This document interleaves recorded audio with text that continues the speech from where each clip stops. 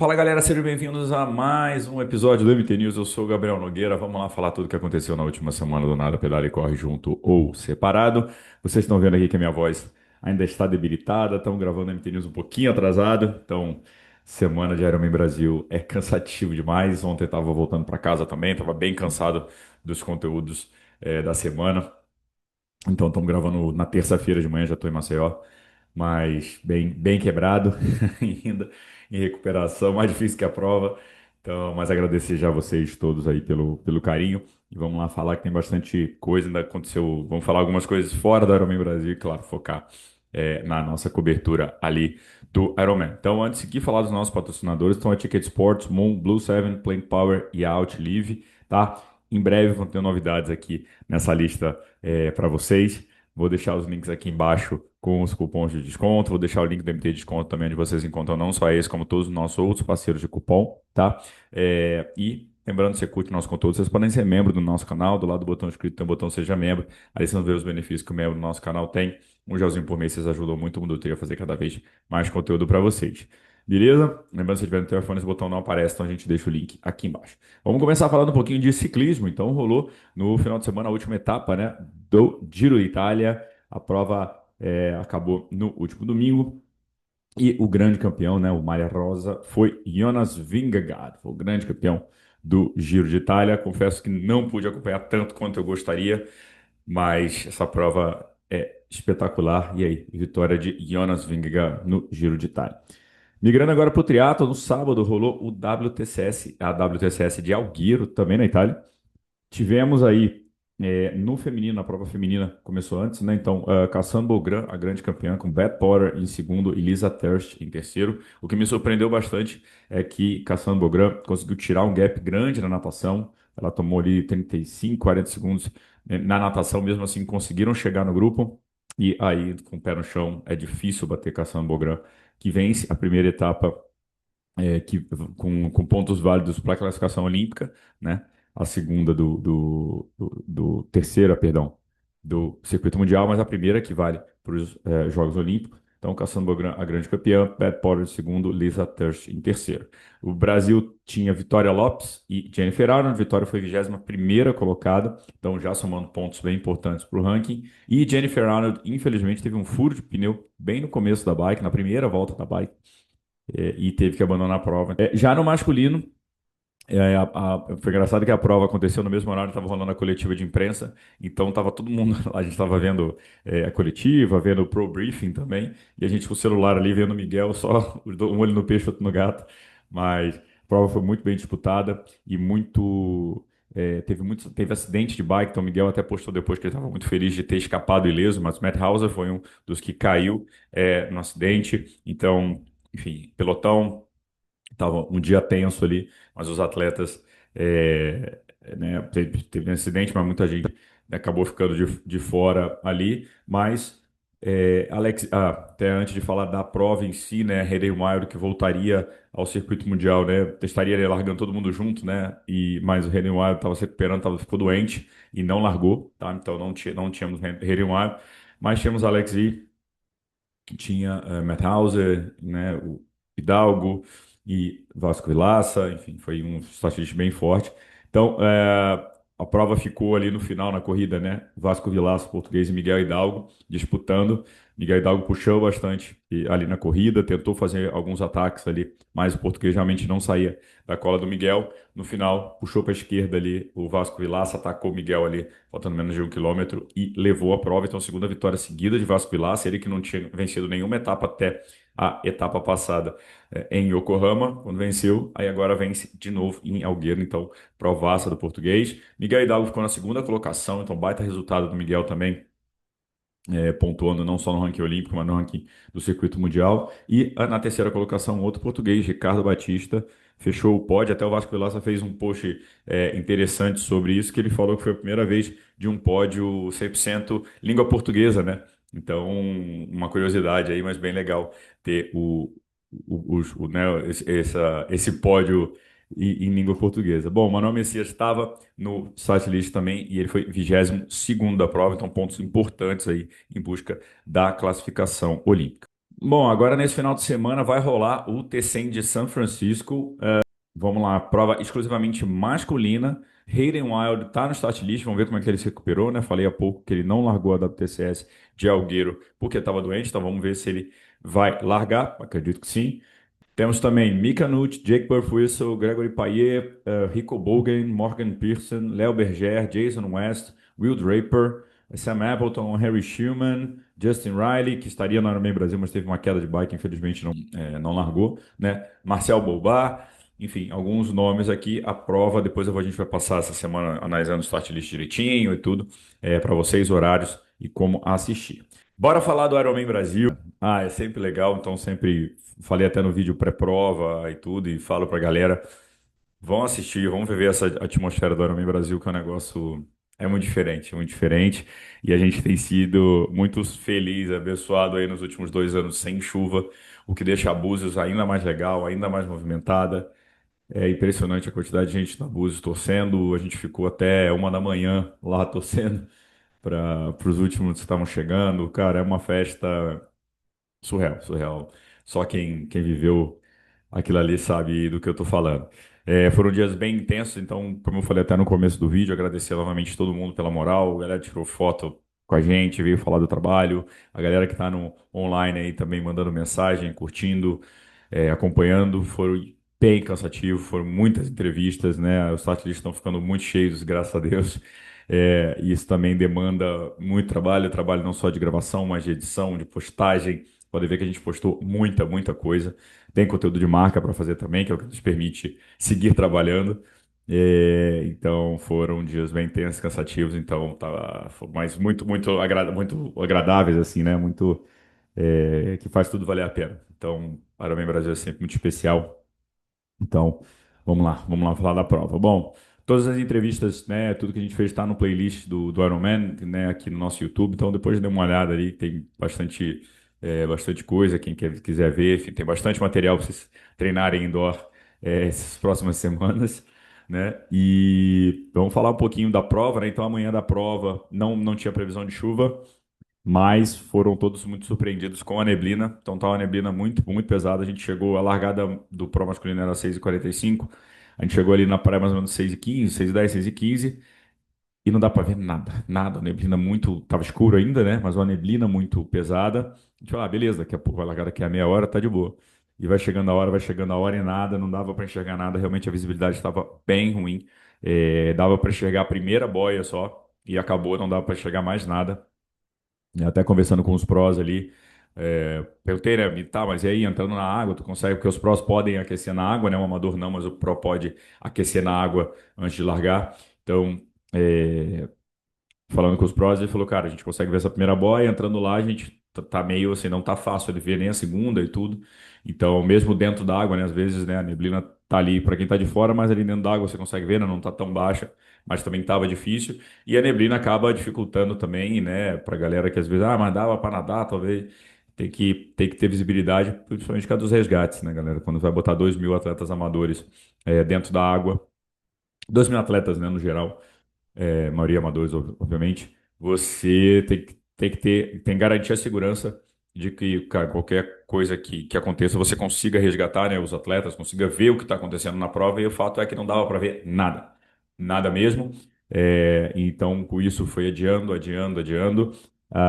O adiamento, por si só, causa, né, vai encavalando outras coisas, né? A maior preocupação é que você tem que devolver a rodovia em um certo horário, né, que é um contrato, né, que a organização tem com a prefeitura, né, ou com o governo do estado, ou a prefeitura ali de Florianópolis, e você tem que negociar esse tipo de coisa com as partes públicas ali para poder liberar. Então, se eu atrasei meia hora na natação, eu teria que também atrasar meia hora, né, a liberação da via, principalmente do pedal, porque depois a corrida, as coisas são numa área mais controlada, entre aspas, mas, claro, né, tem todo o adiamento das coisas, então foi uma negociação bem tensa. Confesso que fiquei bastante preocupado. Estou conversando com o Galvão ali em off, ele ali, né, no pré ele falou, que teve um apoio muito grande do poder público ali, que ajudou a poder fazer essa negociação, porque como era uma questão de neblina, era só realmente esperar um pouquinho, que a neblina ia passar. Só que tinha todos esses percalços aí, mas graças a Deus deu para fazer. Porque, claro, né, fazer um Ironman com uma natação encurtada ou cancelar a natação seria um anticlímax, né, total para todo mundo. O Ironman até fez a postagem, né, rezando pelo sol, pedindo sol, e veio o sol, tava quente, né, na maratona. Então foi um dia fantástico, assim, foi bem legal. Bora falar então depois desse atraso. Acho que foram 45 minutos, 50 minutos de atraso para a prova, para a largada da prova, das provas, né? Então vamos falar primeiro da prova masculina. Então, bom, largada, start list cheio. Em teoria eram 32 atletas, alguns não vieram, então a gente tinha entre 29 e 28 atletas masculinos largando. Era esperado ali uma natação com o Diogo Vilarinho, o próprio Ojen Stojanovic da Sérvia e o Wilhelm Hirsch eram tidos como os melhores nadadores.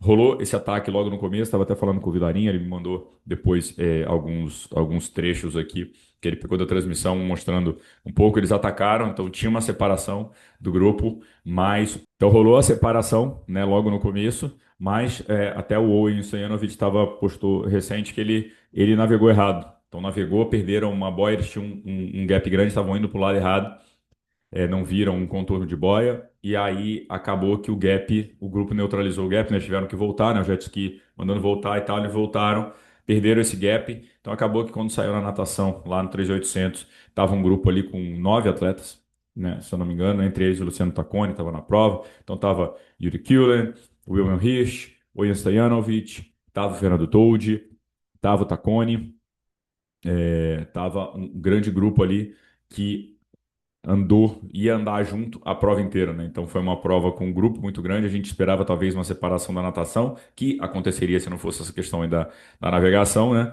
Mas depois saiu esse grande grupo aí para pedalar. Esse grupo ficou junto, basicamente o pedal, até os 150 do pedal tinha um grupo com 7 atletas, tá? Então esse grupo ficou bem junto ali, trabalhando. A gente viu também que o batedor, né, a moto batedora estava bem na frente, o que ajudou, né, uma reclamação até dos prós de a moto às vezes ficar um pouco próxima e tudo, e beneficiar um pouco o líder da prova. Não aconteceu, a moto estava bem na frente, então, algumas coisas foram corrigidas, que foi muito bom, né, para ver a dinâmica da prova. E ali você tinha o Hirsch, tinha o Kullen, tinha os caras trocando de posição, Tacconi liderou, Scarabino liderou, então trocaram bastante ali. Martin Baessa estava nessa também.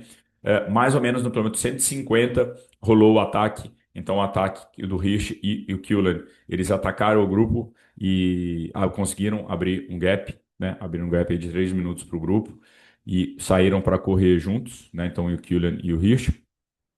E depois chegou o grupo, né? Como eu falei, 3 minutos depois.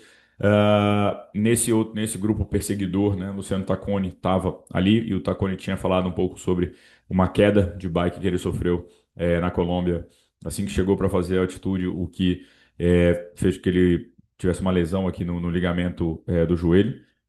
E ele não sabia, ele falou que na previsão era acabar a prova, mas não sabia como é que o corpo ia responder. E logo no começo ele já foi ficando um pouco, então ele viu realmente que o joelho não estava 100%, perdeu alguns treinos importantes também, como ele até falou para a gente na entrevista. Então o Tacconi acabou não conseguindo performar e abandonou a prova, preferiu abandonar, né, para não agravar também a lesão. Então foi uma das baixas aí, então a gente sabia que teria um campeão novo, né, nesse Ironman. E aí, voltando ali para a ponta, Yuri Killen e Wilhelm Hirsch ficaram juntos basicamente a prova inteira, trocando. Então o Killen puxava, o Hirsch puxava, enfim, ficaram, acho que passaram juntos aí 99% da prova. Nos instantes finais aí, mais pela última volta, o Hirsch atacou, conseguiu abrir um gap pro Killen e, e foi para a vitória, né? Então, a vitória do alemão aqui na prova, com uma prova espetacular. Daqui a pouco eu vou falar também as parciais, mas fez um provaço e o Killen chegou poucos segundos depois, assim, poucos minutos depois, provando ali, né, que os dois estavam juntos o tempo inteiro, estavam todos bem contentes, né, com as performances, foi uma performance bem legal dos atletas, mas o Wilhelm Hirsch realmente fez uma prova ali, né, nadando lá na frente, né, chegando a puxar um pouco da natação, tá no grupo da frente no pedal e na corrida também, né, duelando o tempo inteiro. Então foi bem, bem massa de assistir. Vou pegar daqui a pouco aqui as parciais e passar para vocês. Em segundo lugar, como eu falei, Yuri Killen, que é gente boa demais, a resenha braba, assim, a gente conseguiu conversar bastante, conheci o técnico dele, enfim. O Killen ficou 59 segundos atrás, né? Quase um minuto, não foi minutos, né? Foi 59 segundos. É, e aí, na terceira colocação, um cara que não estava no grupo da frente, veio lá de trás,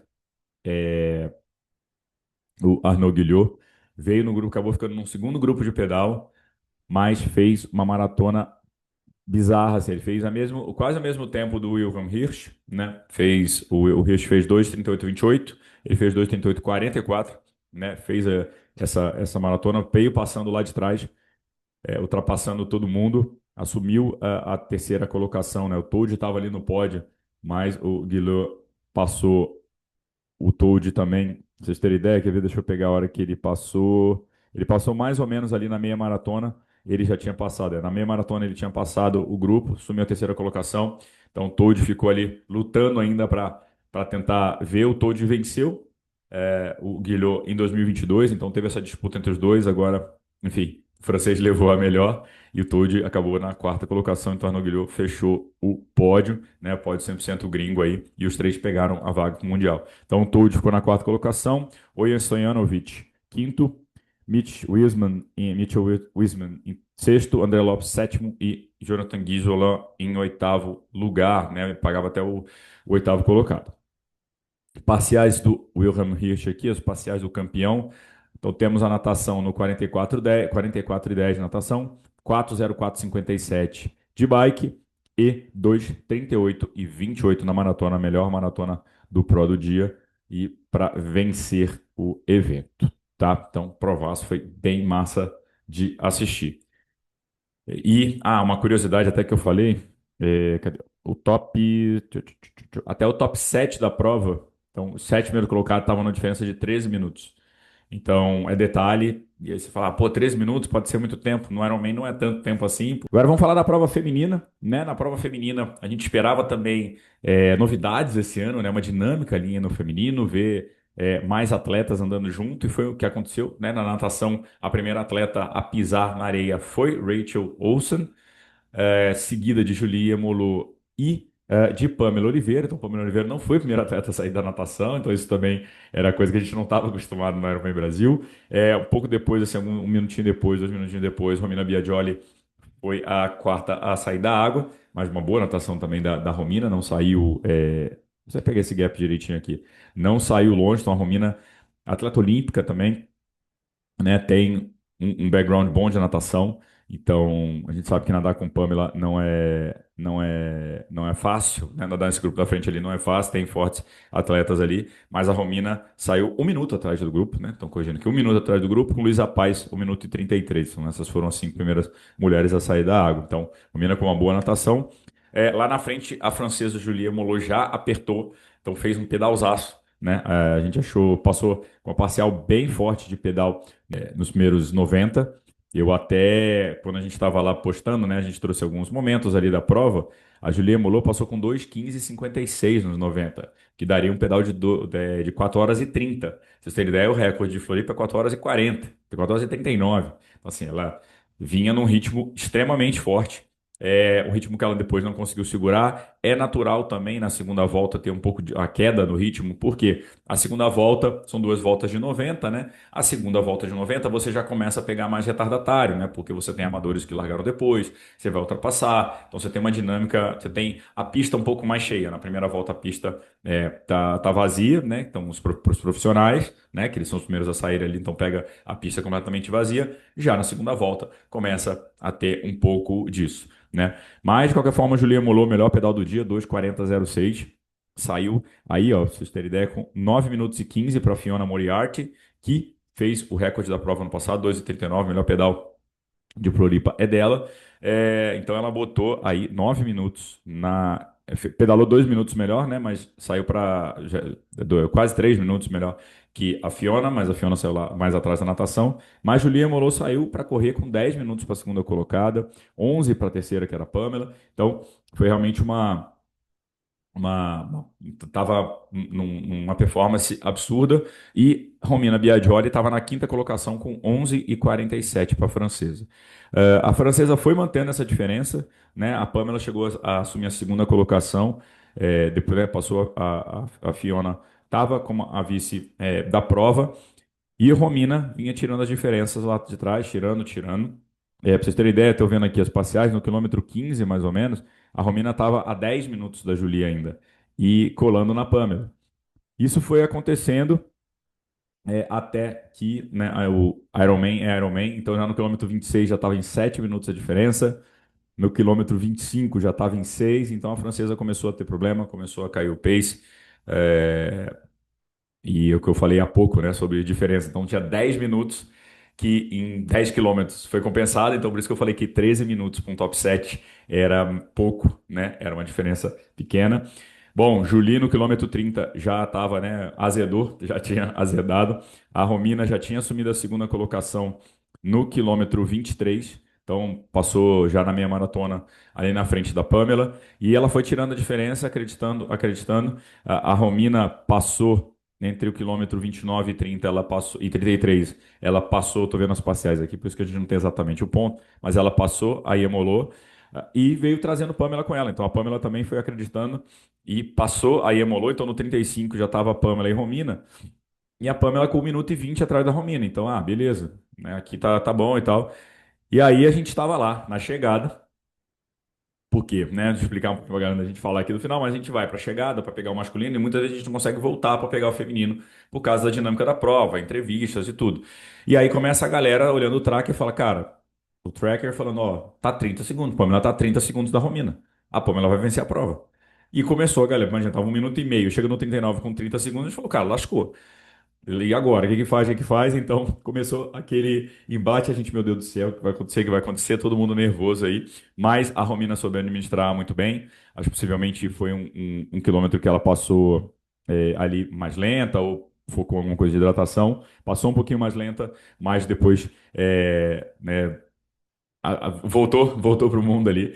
Conseguiu segurar a vantagem bem. E aí a Pamela viu também, acho que não ia conseguir pegar e também reduziu um pouquinho o pace.